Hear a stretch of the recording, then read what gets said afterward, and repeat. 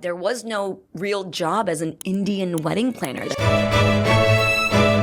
didn't really exist. Everyone's like, no, the aunties do it. My mom's like, that's not a real job, you know? And now my mom is like, my daughter is big-time wedding planner featured in the Vogue. The people that did modern luxury Indian weddings, and I just ran with that niche. Subsequently decided to leave the program, and my parents were like, what are you doing? What are you doing? And I was like, I'm gonna figure it out, And it's a fun fact that I don't really tell a lot of people, but I left the program and I went to go work at Fridays.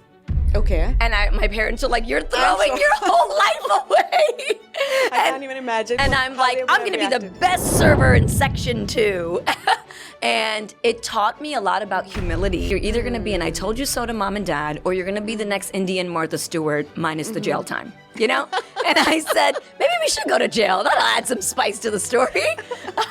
I didn't know anything about the wedding industry. So how did you do that? So funny enough, a couple of my friends were getting married at that time. And I said, hey, can I just plan your wedding just to run this and see how it goes? Sure.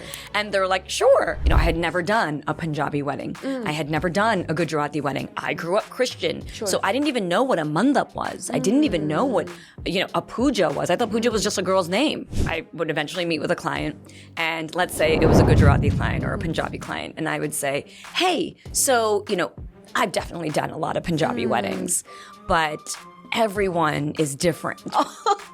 You're funny. And, depending on what town you're from, you might have different customs. Sure. So why don't you walk me through how this is gonna go? And they would tell me the blueprint. I realized people will trust you, even if you don't really know what you're doing, if you're just warm and if you're just authentic with them and you listen. Well, this auntie doesn't talk to this auntie, so we can't sit them next to each other. And it's like, this one had an affair with this one. It's like, oh my God, what is happening?